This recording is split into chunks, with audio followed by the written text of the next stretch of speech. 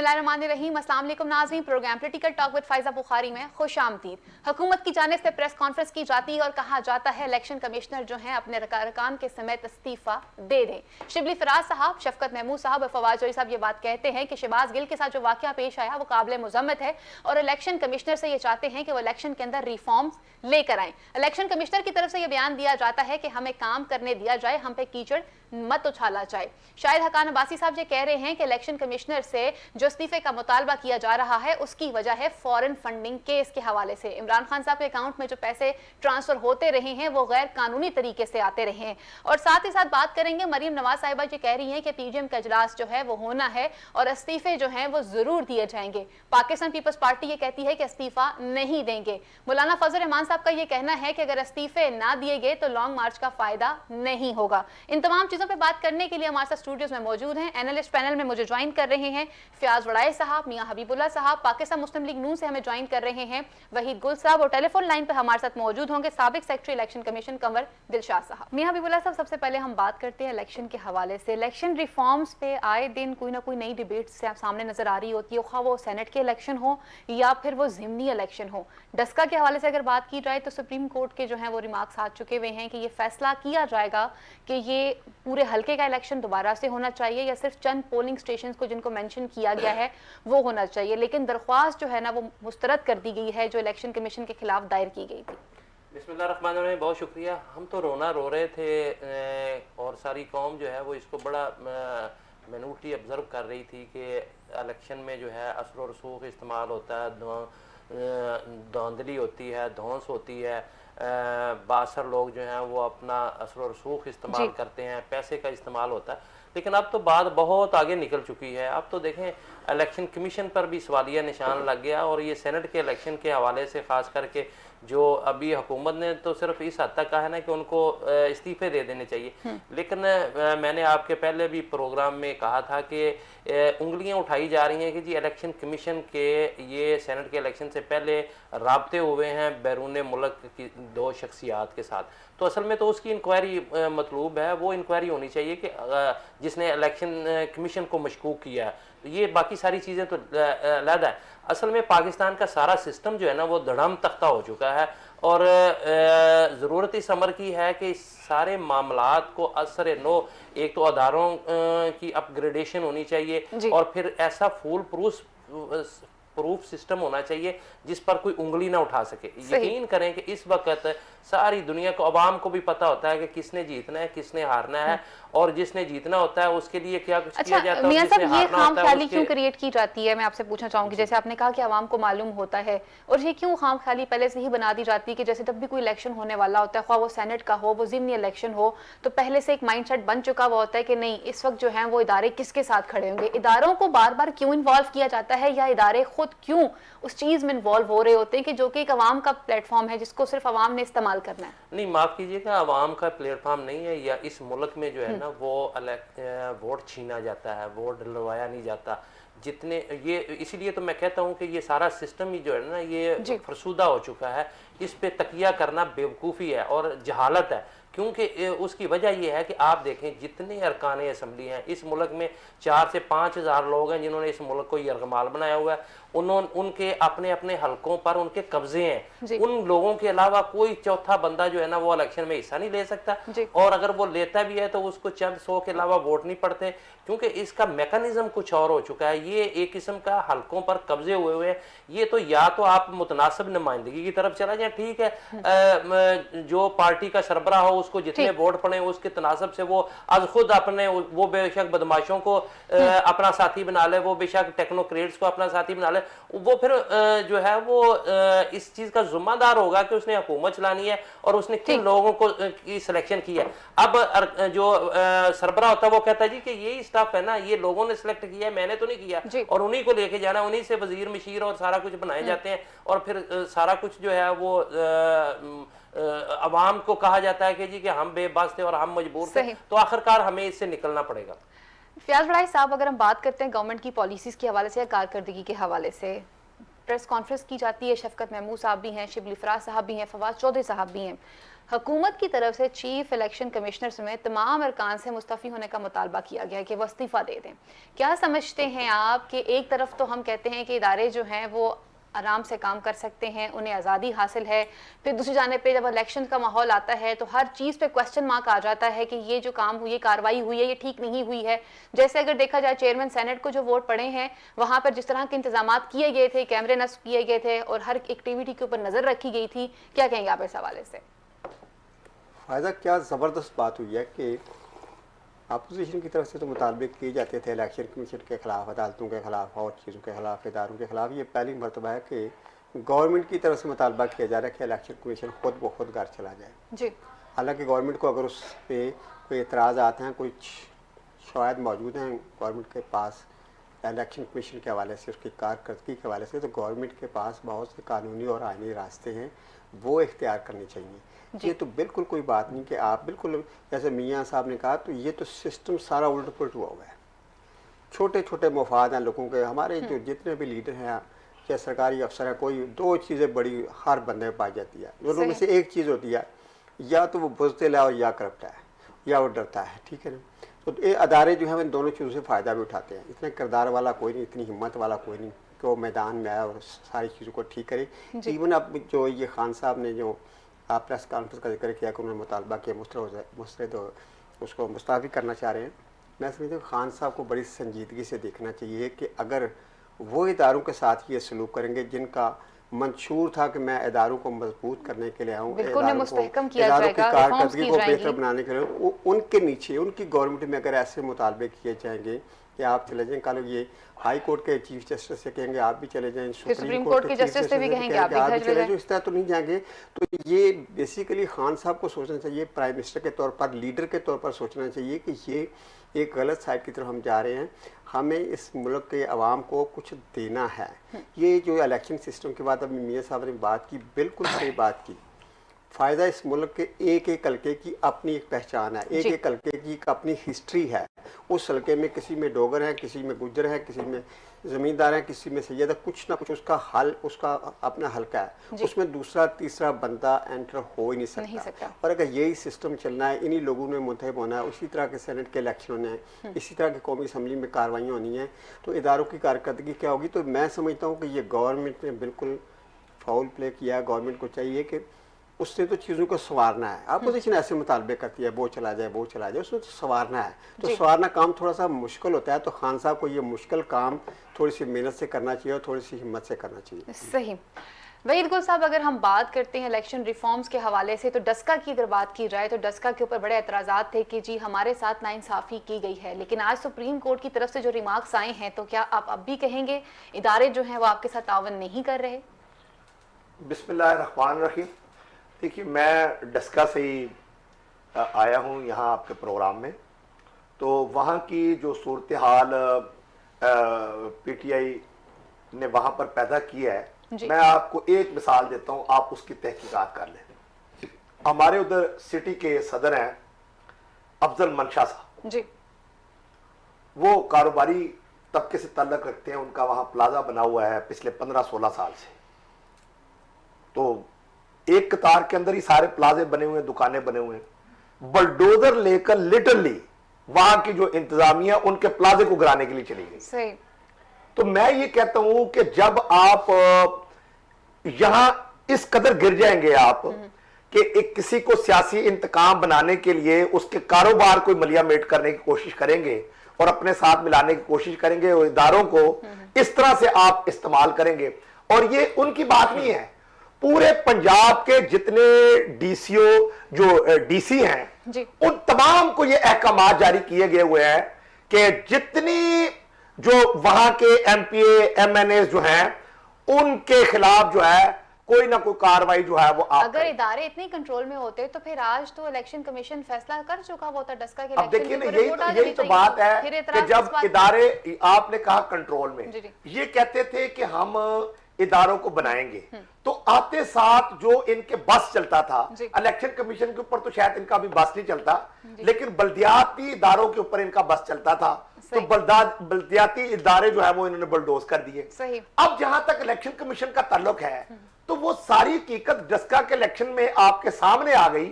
चलिए सारी बातों को आप छोड़ें, तो अगर इलेक्शन कमिश्नर अगर एक डीसीओ को फोन करे, वो उसके डीसीओ को वो फोन को अटेंड ना करे, और बाकी जितने इदारे हैं उनके सरबराहों को फोन करे तो वो फोन तक उनका अटेंड ना करे, तो फिर आप ये समझ सकते हैं कि बाकी इदारों को कहां से अहकामात आए थे कि आप इलेक्शन कमीशन के साथ जो है वो तामुन ना करें। इलेक्शन कमीशन ने तो क्या किया, इलेक्शन कमीशन ने तो जो वहां पर जो इन्होंने गोलियां वहां पर चलाई उसका मामला किया, जो प्रेजाइडिंग ऑफिसरों को अगवा किया उसके मामले को वो सामने लेकर आए। तो ये चीजें जब सामने आएंगी तो उसके ऊपर भी अगर इलेक्शन कमीशन बात ना करता तो मैं तो समझता हूं कि फिर बिल्कुल भी कोई कसर जो है वो रह नहीं जाती थी कि इसकी ताई कोई इलेक्शन लड़े। सही। हमारे साथ टेलीफोन लाइन पर मौजूद है साबिक सेक्रेटरी इलेक्शन कमीशन कमर दिलशाद साहब। अस्सलाम वालेकुम सर। कमर दिलशाद साहब, गुज़िश्ता प्रोग्राम के अंदर भी ये बात की गई थी कि इलेक्शन रिफॉर्म से बात की जाती है, हुकूमत की जानिब से मुतालबा किया जा रहा है कि इलेक्शन कमीशन के चीफ समेत जितने भी अरकान हैं वो इस्तीफा दे दें, आपकी कार्रवाई पे एतराज़ात किए जा रहे हैं, क्या कहेंगे इस हवाले से? क्यों बार बार सवाल जो है वो उठाया जाता है कारकर्दगी को लेकर? दरअसल असूली तौर पर हमारे लिए बड़ी हैरानकुन बात हुई है जी कि वफाकी वज़रा जो इंतहाई मुअज़्ज़ज़ वज़रा हैं जी और बहुत उनका मकाम है सियासत में, तो उन्होंने ऐसा एक बिला वजह गैर मंतकी, गैर आईनी, गैर कानूनी का जो मुतालबा किया है जी, तो उसके असरात और मुज़र्रात का इन वफाकी वज़रा को एहसास ही नहीं है जी। वो ये है कि अगर इलेक्शन कमीशन अपनी ताकत का मुजाहरा करे तो इलेक्शन कमीशन के पास तो बड़ी एटमी ताकत के मुताबिक उनके पास आइन और कानून की गुंजाइश है, और वो आइन का आर्टिकल 204 है जो बिल्कुल एटमी कुव्वत के बराबर है। सही। वो इस लिहाज से अगर इलेक्शन कमीशन के इदारे पर हमला किया है जी, तो अपने इसी इख्तियारात को अपने दिफा में वो इस्तेमाल कर सकते हैं। सही। जिसके तहत वो अगर अपने दिफा में इस्तेमाल करें पूरी कुव्वत के साथ, पूरी हिम्मत के साथ, जुर्रत के साथ, तो इन मुफाकी वज़रा को वो 5 साल के लिए नाअहल करार दे सकते हैं। सही। अच्छा कमर दिलशाद साहब, अगर इमरान खान साहब रिफॉर्म्स लाना चाहते हैं इलेक्शन में, या जिस तरह की रिफॉर्म्स उनके वज़रा बार बार कह रहे हैं कि हम इलेक्शन में चाहते हैं, क्या इलेक्शन कमीशन की जानिब से कोई तावन नहीं है? वो रिफॉर्म्स नहीं करवाना चाहते, नहीं लाने देना चाहते, तभी बार बार डिमांड की जाती है, कारकर्दगी पे सवाल उठाए जाते हैं? आप समझते हैं कि ऐसी कोई बात है? इलेक्शन कमीशन तो ज़ाहिर है एक दायरा है, आईनी और कानूनी दायरा है। जो भी इत्तेहादी इस्लाहत होंगी, जो पार्लियामेंट एक्ट पास करेगी जी, तो उस पर इलेक्शन कमीशन अमल दरामद करने का आईनी और कानूनी तौर पर पाबंद है जी।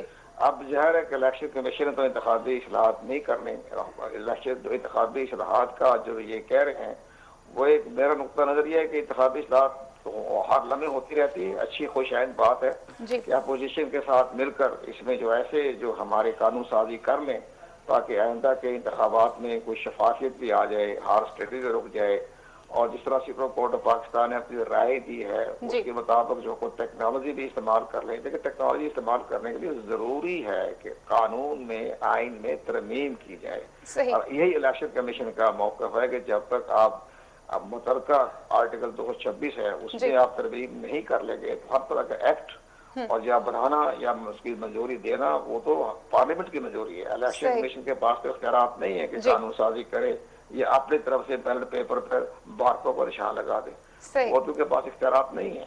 अच्छा कमर दिलशाद साहब, ये भी कहा जाता है कि इलेक्शन कमीशन के कुछ लोगों का बैरून मुल्क राब्ते भी रहे हैं और वहां से कुछ लेन देन भी उनके दरमियान तय पाया गया है। आप क्या जानते हैं इस हवाले से? ये बातें कितनी दुरुस्त हैं? ये तो हमारे यहाँ एक इल्जाम तराशी की तो बारिशें होती रहती हैं और ये बारिशें तो खत्म होनी नहीं। हमें बड़ी तवक्को थी कि मौजूदा हुकूमत एक इंतहाई इस हवाले से इलेक्शन कमीशन को इकदाम करेगा अगर जो इल्जामात लगाए जा रहे हैं, जो आप कह रहे हैं कि ये इल्जामात की बारिश होती रहती है? अगर उनके पास अगर ये तो मैंने मीडिया में नहीं पढ़ा जैसे आप बता रहे हैं, अगर ये कोई किसी जगह किसी प्रिंट मीडिया में, इलेक्ट्रॉनिक मीडिया में अगर ये कोर्ट हो गया है जी, तो फिर इलेक्शन कमीशन पाकिस्तान इस पर कार्रवाई करने का मजाज है। सही है, वो पूछेगा भी आपने कहाँ से ये सारे सबूत पेश करेगा, सबूत पेश नहीं करेगा जैसे मैंने कहा जो अदलिया जो हमारे मुजरा को एहसास ही नहीं कि इलेक्शन कमीशन पाकिस्तान जो है वो सुप्रीम कोर्ट ऑफ पाकिस्तान के बराबर है जी। सुप्रीम कोर्ट ऑफ पाकिस्तान के जो इख्तियारात हैं जो वही इलेक्शन कमीशन पाकिस्तान के पास है जी। सुप्रीम कोर्ट भी किसी को भी नाअहल करार दे सकता है, जैसे नवाज शरीफ को नाअहल करार दिया, जहांगीर तरीन को नाअहल करार दिया, तायात नाअहल हो गए, घर बैठे दोनों। तो इसी तरह ये भी इनके पास भी इख्तियारात का पूरा समंदर है, और वो उसको इख्तियारात को वही इस्तेमाल कर लें जैसे सुप्रीम कोर्ट ऑफ पाकिस्तान ने किया, वही कानून वही आर्टिकल, तो इनको नाइल भी करार दे सकते हैं। अगर इल्जाम दुरुस्त है तो इलेक्शन कमीशन भी इसको सजा का मुकदमे का तैयार होना चाहिए। अगर सजा अगर ऐसी कोई बात है तो पेश करें, सबूत पेश करें, तो इलेक्शन कमीशन को भी इसका सामना करना पड़ेगा। लेकिन इस तरह से इल्जाम की बारिश करके आप आईनी इदारे को प्रेशर में डालना चाहते हैं, मशकूक नहीं बनाना चाहिए, स्टेट को नुकसान पहुंचेगा, स्टेट को नुकसान पहुंचेगा। मियां हबीबुल्लाह साहब, कमर दिल शाह साहब ने कहा कि जी एक तो रिफॉर्म्स के हवाले से उन्होंने बात की, अगर हम रिफॉर्म्स की बात करते हैं तो वफाकी वज़रा भी वही बात करते हैं और ख़ुद प्राइम मिनिस्टर इमरान खान साहब भी पहले ओपन बैलेट की बात करते रहे, फिर बार दफ़ा कहते रहे कि मैं इस्लाहात लाना चाहता हूँ। कौन तावन नहीं कर रहा? क्या जैसे सुप्रीम कोर्ट ने कहा कि जी कानूनी तरीके से तरमीम नहीं हो सकती, आप आइनी तरीके से आइए। फिर उसके बाद इलेक्शन कमीशन के ऊपर ये एक खबर जो सामने आ जाती है कि पैसों के लेन देन हुए हैं, राब्ते किए गए हैं, इसमें कितनी सदाकत पाई जाती है और अगर सदाकत है तो क्या कार्रवाई हो सकती है इसके हवाले से? अच्छा फायजा, ये बहुत ही मामला ना पेचीदा से हो गए हैं जी। एक तो जो है मेरा नहीं ख्याल कि हुकूमत ने जो है वो किसी किस्म का कोई कानूनी जवाब फराहम करके कोई मुतालबा किया। ये ऐसे जैसे कोई मशवरा नहीं दिया जाता कि आप चूँकि मुतनाज़ा हो गए हैं या आपने सही तरीके से जो है वो इंतजाम नहीं किए, लिहाजा आप जो है वो फारग हो जाएं, आप इस्तीफ़ा दे दें। कानूनी तौर पर इसकी कोई गुंजाइश नहीं है। सुप्रीम जुडिशल काउंसिल में जाया जा सकता है इलेक्शन कमीशन के खिलाफ, वो वहाँ रेफरेंस दायर किया जाता है, वो कोई फैसला कर दें, ये आज खुद मुस्तफ़ी हो जाएं, वरना तीसरा कोई हल नहीं है कि इनको निकाला जा सके। क्योंकि ये कानूनी तौर पर, आइनी तौर पर अपोजिशन और हुकूमत दोनों की मशावरत के साथ जो होता है और उनका स्टेटस वाकई जजेस के बराबर होता है। तो जो तरीकाकार जजेस को निकालने का है वही तरीकाकार इलेक्शन कमीशन को फारग करने का है। एक तो अब जो है अगर हुकूमत इस बारे में कोई संजीदा कदम उठाती है तो ये डेडलॉक पैदा हो जाएगा। अगर ये बिलफर्ज ये आज खुद भी मुस्तफ़ी हो जाए ना तो इनसे नया इलेक्शन कमीशन नहीं बनना। उसकी वजह यह है कि ये इन्होंने तो डेडलॉक पैदा किया, वो अपोजिशन को देखना गवारा नहीं करती हुकूमत जो है, उनके साथ सलाम दुआ लेना के रवादार नहीं है ये, तो कैसे इत्तेफाक राय पैदा होगा नए इलेक्शन कमीशन पर। तो इनको चाहिए कि इस पे जो है ना, ये बजाय इसको मुतनाज़ा बनाने के, इसके साथ उनके साथ बैठ के कुछ बात, अगर देखें ना हुकूमत एक फरीक है, इंतजामी मामलात हुकूमत के हाथ में है और इलेक्शन कमीशन को उन्हें सपोर्ट करना चाहिए, उन्हें सजेशन देनी चाहिए कि इस तरीके से इलेक्शन जो है वो बेहतर तरीके से कंडक्ट करवाया जा सकता है। जहां जहां आपको जरूरत है आप हमें तजावीज़ दें, हम वो इकदाम कर लेते हैं। लेकिन ये कह देना कि जी चूंकि इलेक्शन कमीशन जो है वो इंतजाम सही नहीं कर सका, लिहाजा उन्हें आज खुद मुस्तफ़ी हो जाना चाहिए, मेरा नहीं ख्याल कि ये मुतालबा जो है वो गलत है। एक दूसरा जो है, पाकिस्तान में इलेक्शन साफ शफाफ करवाने के लिए जिस किस्म की ज़रूरत है इस वक्त आइन में तरमीम की और नए इकदाम करने की और टेक्नोलॉजी को अडॉप्ट करने की, उसके लिए भी अपोजिशन के साथ तामुन बहुत ज़रूरी है। और जब तक दोनों जो है वो पार्लियामेंट में इकट्ठे होकर बैठेंगे नहीं, उस पर गौर खौज नहीं करेंगे और मुश्तरका तौर पर कोई लाह अमल इख्तियार करके तरमीम नहीं की जा सकती, उस वक्त तक ये जो है इलेक्शन रिफॉर्म में जो है ना वो तब्दीली नहीं लाई जा सकती। तो लिहाजा ज़रूरत इस अमर की दुनिया में, पाकिस्तान में अजीबो गरीब डेमोक्रेसी है कि यहाँ एक दूसरे का चेहरा देखना भी गवारा नहीं करते। दुनिया में डेमोक्रेसी जो है ना वो एक दूसरे के साथ तामन का नाम है डेमोक्रेसी। ये नहीं है कि आप डेडलॉक पैदा करें, हर मामले में टांग उड़ाएं, और अगर हुकूमत कोई अच्छा काम करना चाहती है तो उसमें जो है वो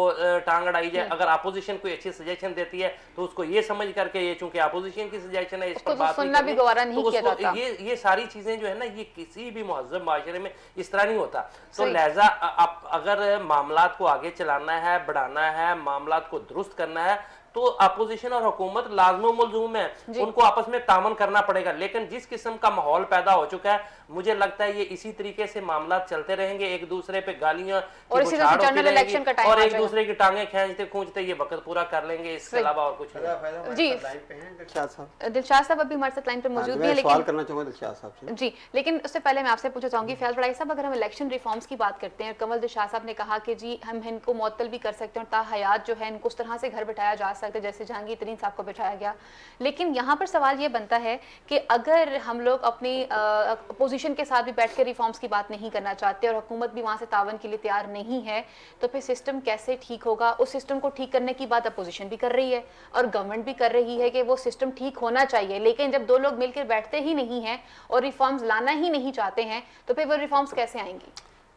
मुजरिम तो ये दोनों हैं, मुलज़िम ये मुजरम हैं दोनों, जी दोनों पार्टियां, दोनों फरीक नहीं चाहते हैं और सारी कौम को उलझाया हुआ है। आप देखें ना पिछले 1-2 माह से आप देखें मीडिया पे सारा दिन सारी रात यही बातें डिस्कस हो रही हैं। सेनेट के इलेक्शन हो रहे हैं, धांधली हो गया, सेनेट को इंतखाबात चुरा लिए गए हैं, पब्लिक भी यही सोच रही है, यही बातें कर रही है। मैं समझता हूँ कि इन दोनों का कसूर है, दोनों पार्लियामेंट में बैठे हुए हैं, अपोजिशन भी और हुकूमत भी, जी और जहाँ जहाँ अपना मुफाद होता है वहाँ डट जाते हैं, फिर जहाँ दूसरे को जेर करना हो कहते हैं जी अब कर लो अगर तुम कर सकते हो। तो इन दोनों का कसूर है, दोनों को चाहिए कि मिलकर अपोजिशन और ये जो मियाँ सब कह रहे थे ना बाहर के लोग, तो बाहर में डेमोक्रेसी होती है तो वो तो लोग मिलते भी हैं, मुफादात के लिए साथ भी देते हैं।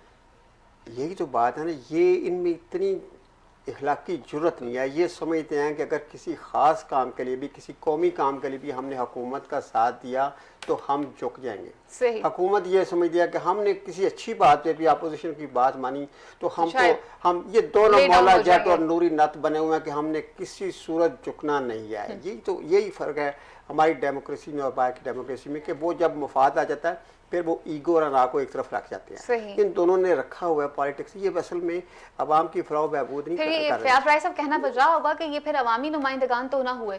बिल्कुल नहीं, ये आपको पता है कि ये बेसिकली आपको मैं बताऊँ, ये सियासी पार्टियाँ ना जी ये मंशूर बड़े खुशनुमा और उसमें मेकअप के साथ हमें दिखाते हैं, लेकिन इनका जो बुनियादी रोल और ख्याल होता है और जो पार्टियां बनाते हैं वो हुकूमत हासिल करना होता है। इन दोनों पार्टियों का, जितनी भी पार्टियां हों, उन्हें हुकूमत चाहिए, इक़्तिदार चाहिए, उनका जो बुनियादी और मेन एफर्ट होती है इक़्तिदार के लिए होती है। तो ये बिल्कुल झुकना नहीं चाहते, कोई ऐसी चीज़ छोड़ना नहीं चाहते, ना उनका ये नहीं चाहते कि कोई अच्छा काम आवाम के लिए इमरान खान से हो जाए।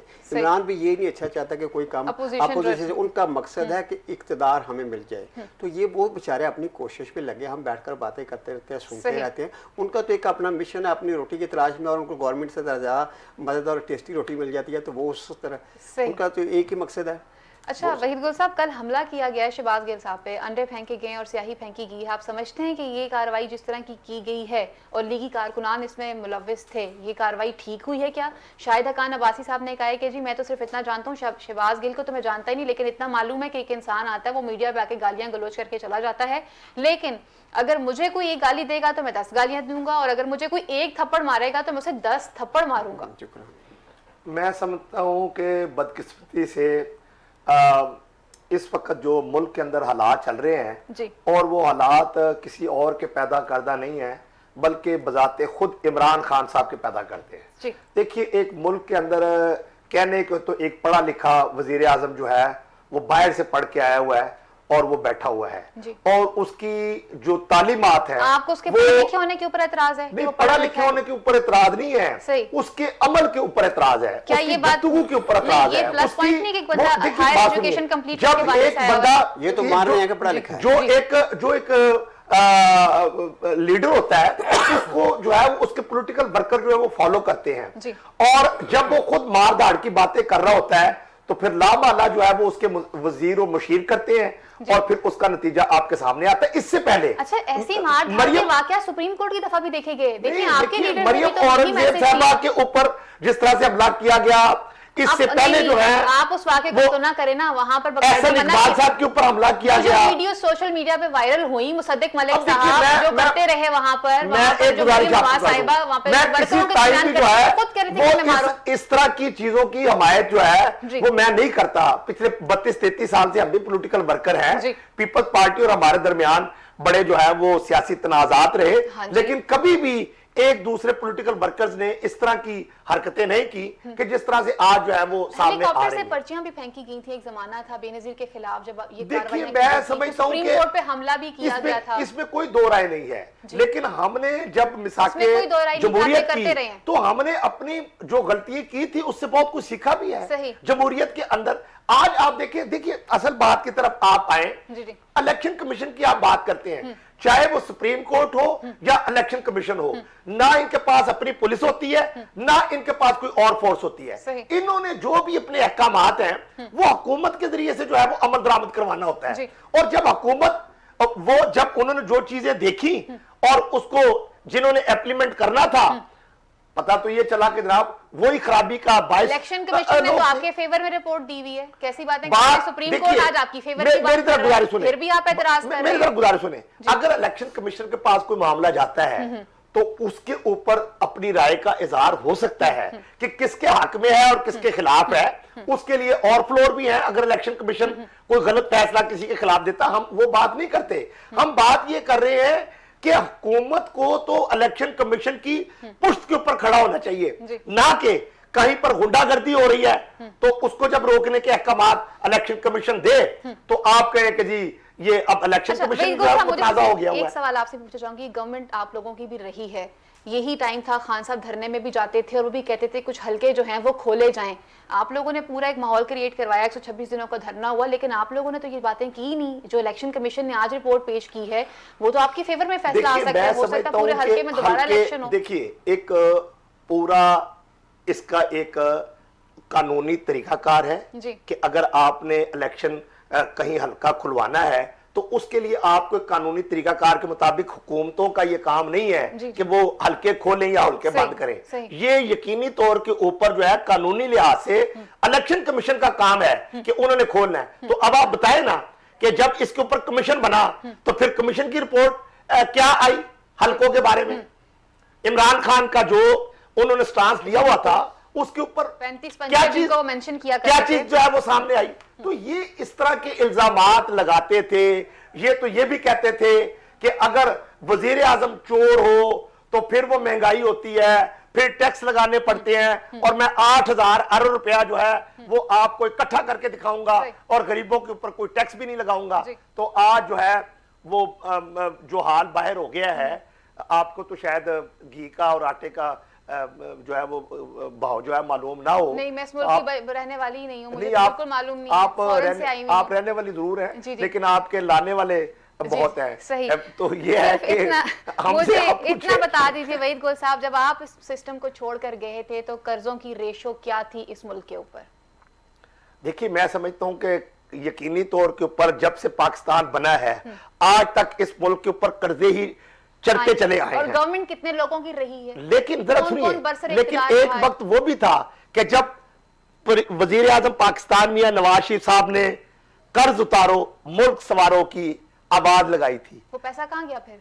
हाँ, ये अब आप पूछे, ये आपके पास दो एनालिस्ट बैठे हुए हैं, ये आपको बेहतर तौर पर बता सकता हूं। अगर मैं करूंगा बात तो आप कहेंगे ये सियासी बात है। अच्छा मियां हबीबुल्लाह साहब, अगर ये काम गवर्नमेंट करती है, इमरान खान साहब की गवर्नमेंट करती है, जब ओवरसीज पाकिस्तानी पाकिस्तान के साथ कंट्रीब्यूट करने के लिए खड़े हो जाते हैं तो फौरी तौर पर ना शायद हकान अब्बासी साहब की तरह का एक बयान सामने आ जाता है, जी फॉरेन फंडिंग केस है और बड़े गैर कानूनी तरीके से पैसे आए गए हैं, और बड़े अच्छे तरीके से उन्होंने अपने माजी के काम को मेंशन कर दिया, जी कर्जा उतारो और मुल्क को संवारो। तो क्या कहेंगे इस हवाले से आप? अच्छा, बात चीजें ना कुदरत की तरफ से होती हैं, हमें बजाय ये कि एक दूसरे पर तनकीद करने के ना दो चीजें बड़ी अहम और अच्छे पॉजिटिव साइन है। एक तो बैरून मुल्क से जो है ना वो $2 अरब हर माह जो है पाकिस्तान को आ रहे हैं, ओवरसीज पाकिस्तानी भेज रहे हैं। और दूसरा जो है ना ये कोरोना की वजह से, और इसमें कोई मैं समझता हूँ कि कोई गिदड़ सिंगी नहीं सिंगाई किसी ने, सिर्फ कोरोना की वजह से पाकिस्तान की एक्सपोर्ट जो है वो बढ़ रही है और हमें इस पर तवज्जो देनी चाहिए। इन मामलात को ना आगे लेके जाना चाहिए, ऐसे इकदाम करने चाहिए। ये कुदरत ने एक मौका फराहम किया। अच्छा, दूसरी बात जो आपने की कि जी कर्जे पाकिस्तान पे, देखें पाकिस्तान पे कर्जे बढ़ते रहेंगे, हम जिस पे मर्जी इल्ज़ाम निकालें, जो मर्जी करें, हमने बड़े अरसे से पाकिस्तान के वसाइल जो थे ना उन पर तवज्जो नहीं दी। देखें दुनिया का असूल है, या तो देखें आप अपने पैदावारी सलाहियत को बढ़ाएं, ठीक है, और या फिर जो है वो आप के जो जिस किस्म के आपके पास वसाइल हैं उनको बुरवेकार लेकर आए।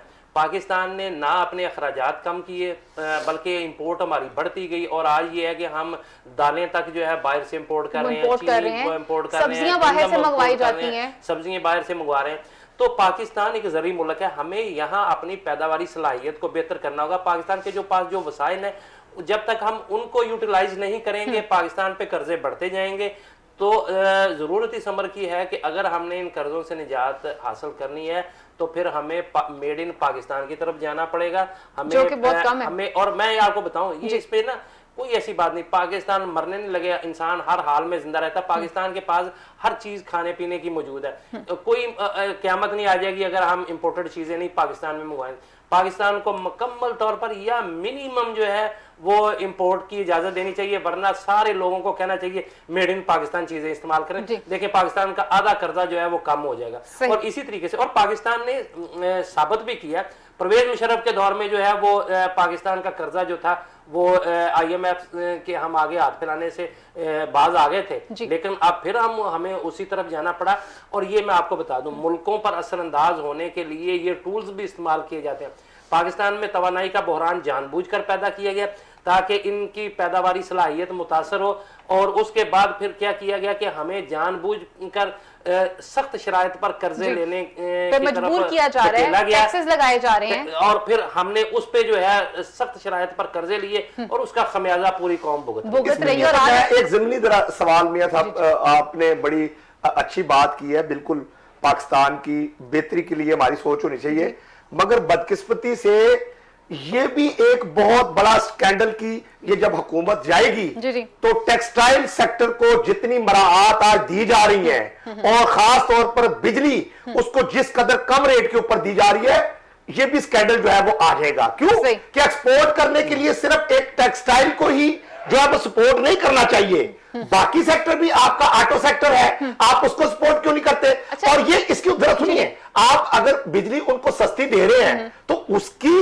निस्बत यहाँ का जो गरीब आदमी है उसको तो कपड़ा सस्ता मिलना चाहिए, तो बजाय इसके कि बिजली आप जो है वो उनको सस्ती देते चले जाएं। आपके इंडस्ट्रीज काम कर रही थी, सुनिए ना, ये बड़ी अहम बात है, ये जो आप और मैं और जो गरीब आदमी कपड़ा पहन रहा है, बिजली तो जो है वो हमारे ऊपर बिजली महंगी कर दी गई, गरीब आदमी आपके दौर में भी कपड़ा पहनता था, बिजली आप सस्ती देते चले जाएं और उनके ऊपर आप ये पाबंदी ना लगाएं कि ठीक है भाई आपने इतने % एक्सपोर्ट करनी है तो उसके मुताबिक आपको ये बिजली का रेट मिलेगा। अपोजिशन में आने का वैसे एक फायदा जरूर होता है कि गरीब आदमी का एहसास जरूर होता है, वो सस्ता ये मानना पड़ेगा। जी फयाज राय साहब, ये इस्तीफे देंगे कि नहीं देंगे? और आज इस तरह से गरीब का दर्द वहीद गुल साहब बयान कर रहे हैं, जब ये भी हुकूमत में थे, यकीन जाने गरीब तब भी रोता था, आज आपको गरीब का दर्द सुनाई दे रहा है।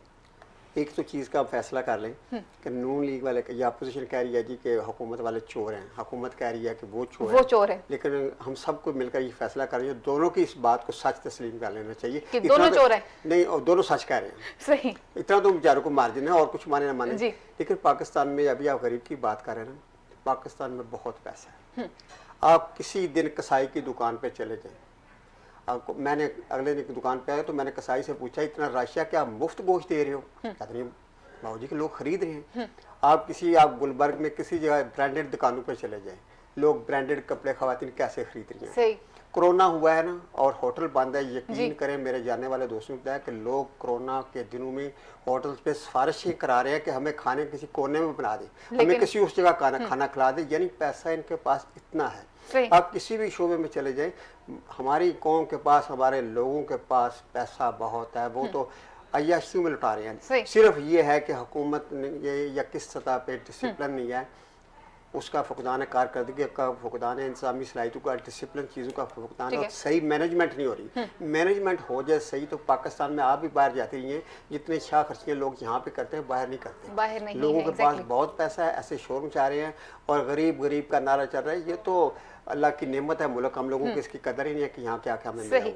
मियां हबीबुल्लाह साहब, अपोजिशन जो है वो जोर डाल रही है, बिलखुसूस नून लीग कह रही है कि इस्तीफे देने चाहिए। आसिफ अली जरदारी साहब जैसे समझदार सियासतदान से ये उम्मीद रखी जा सकती है कि वो इस्तीफा देंगे और सिस्टम से बाहर हो जाएंगे। मौलाना फजल रहमान साहब ये कह रहे हैं कि प्रेशर डालने के लिए लॉन्ग मार्च से पहले इस्तीफा देना जरूरी है। देखिए, मेरा नहीं ख्याल कि आसिफ जरदारी साहब जो हैं वो इस्तीफे देंगे। पीपल्स पार्टी बिल्कुल इस्तीफे नहीं देना चाहती। बिलावल भुट्टो ने तो कह दिया है कि मेरी वालदा ने कहा था कि सिस्टम से बाहर नहीं जाना और अंदर रहकर जो है वो मुकाबला करना चाहिए, तो वो कभी भी, उनको हाथ लगे हुए हैं। 85 में उन्होंने बाइकआउट किया था और उसका खमियाजा आज तक भुगत रहे हैं। वो किसी सूरत में भी जो है इस्तीफे नहीं देंगे, एक। और दूसरा, मुस्लिम लीग नून के भी बहुत सारे लोग जो हैं वो बादले नाख्वास्ता तो हम ही भरते हैं कि हम इस्तीफे दे देंगे, लेकिन दिलो जान से वो भी इस्तीफे नहीं देने के लिए तैयार नहीं है। तीसरा, सिर्फ 10 दिन रह गए इनके लॉन्ग मार्च में। मुझे तो ये लॉन्ग मार्च जो है ना, इसकी तैयारी बिल्कुल ना होने के बराबर है। और PDM के तमाम पार्टियां जो हैं उनमें बहुत इस वक्त शदीद इख्तलाफात पैदा हो चुके चुके हैं हुए इस हैं। मामले पर। ठीक। इसको बहरहाल देखना होगा कि आज क्या फैसला होता है। सही। फयाज राय साहब, इस्तीफे जो हैं वो पाकिस्तान पीपल्स पार्टी ने तो बिल्कुल भी नहीं देने, तो खाली पीडीएम का जो मार्च है, लॉन्ग मार्च जो होना है, वो सिर्फ नून लीग की हद तक और फजल रहमान साहब की हद तक रहेगा। जो ज़मीनी हकायक हैं वो ये है कि पीपल्स पार्टी इसलिए इस्तीफे नहीं देगी कि उनकी सिंध में हुकूमत है। अगर वो इस्तीफे दे, दोबारा इलेक्शन दे, तो ज़्यादा से ज़्यादा फिर दोबारा सिंध में हुकूमत मिलेगी, ना उन्हें मरकज़ में मिलेगा ना किसी दूसरे सूबों में मिलेगा। अलबत्ता नून लीग को दोबारा इलेक्शन में तो कुछ मिल सकता है, मौलाना फजल रहमान साहब को कुछ मिल सकता है, लिहाजा ये दोनों कोशिश करेंगे इस्तीफे दिए जाएँ। पीपल्स पार्टी का तो स्टेक भी कुछ नहीं है, इसलिए वो इस्तीफों की तरफ नहीं जाएगी, और ऐसा और ये अल्टीमेटली इस्तीफे देंगे भी नहीं। इसका मतलब है कि पीडीएम का इत्तेहाद भी टूट जाएगा। इत्तेहाद नहीं टूटेगा, एक लॉन्ग मार्च करेंगे, ठीक हो गया। करेंगे और फिर वही उसी तरह जो उसका अंजाम होता है वही हो जाएगा। बिल्कुल साहब, लॉन्ग मार्च के लिए तैयार हैं, लॉन्ग मैं मार्च करेंगे, समझता हूं इस्तीफे कि भाई देंगे। आपकी तो पार्टी के अपने लोग जो आप बात कर रही हैं, मरियम नवाज कह रही है कि मनाऊंगी लोगों मैं को। बड़ी अहम बात करने लगा जी, हूं। बात यह है कि मार्च तो जरूर होगा, मगर मार्च करने वाली क्यादत कौन होगी ये नहीं मैं कह सकता। और अगर क्यादत ने फैसला ना किया तो फिर एक मुल्क के अंदर एक ऐसी क्यादत उठेगी कि शायद उसके पांव के अंदर जूती ना हो, पहनने के लिए सही कपड़े ना हो, और वो इस्लामाबाद की तरफ जाएगा तो फिर कैंसर के मरीज उसके साथ हो लेंगे, किसान उसके साथ हो लेंगे, मजदूर उसके साथ हो लेंगे। और मैं समझता हूं कि फिर वो लॉन्ग मार्च जो है वो किसी का भी, इस सिस्टम का भी कुछ नहीं छोड़ेगा। मरियम नवाज शामिल होंगी उस लॉन्ग मार्च में। मफादात को छोड़कर कौम को और क्यादत को यह फैसला कर लेना चाहिए कि उसको लॉन्ग मार्च करना चाहिए, और उसकी लॉन्ग मार्च एक ऐसा लॉन्ग मार्च कि जिसकी मार्च की वजह से इस मुल्क के अंदर री इलेक्शन हो, और एक ऐसे इलेक्शन हो कि जिसके ऊपर कोई किसी का हरफ ना आए, पीछे से वो कंट्रोल ना हो। उसके नतीजे में जो क्यादत आएगी वो बहरानों को संभाल सकती है। आखिर में इतना बता दें, क्लोजिंग की तरफ बढ़ना है, मरियम नवाज और हमजा शहबाज की क़यादत में लॉन्ग मार्च होगा, दोनों इकट्ठे जाएंगे? मैं समझता हूं कि पाकिस्तान मुस्लिम लीग नून की अब क़यादत जो है वो मियां नवाज शरीफ साहब के हाथ में है, और जो वो फैसला करेंगे मुस्लिम लीग नून जो है, वो तो बीमार क्या फैसला कर सकते हैं? बीमार हैं वो, बीमार हैं। आप बीमार बंदे को इतनी जहमत दे रहे हैं, क्या फैसला करेंगे? बीमार हैं वो। ये आने वाला वक्त बताएगा कि जी ये कह रहे हैं गुल साहब के गरीब के एक वक्त आएगा, गरीब मार्च करेगा, गरीब बेचारे ने क्या मार्च करना है, वो इन पार्टियों के आगे पीछे, वो इन लीडरों के आगे पीछे नाचता ठीक हो रहेगा गया, बस। ठीक हो गया जी। यहाँ पे प्रोग्राम का वक्त भी खत्म हुआ चढ़ता है। आइंदा आने वाले दिनों में ये तय हो जाएगा कि लॉन्ग मार्च होने जा रहा है या नहीं होने जा रहा, और मरियम नवाज साहिबा जो हैं वो किस तरफ जाती हैं और पीपल्स पार्टी किसका साथ देती है, ये आइंदा आने वाले दिन बताएंगे। अगले प्रोग्राम तक के लिए अपनी मेज़बान फायजा बुखारी को, मेरे मौजूद पैनल को इजाजत दीजिए। अल्लाह नेगहबान, पाकिस्तान जिंदाबाद।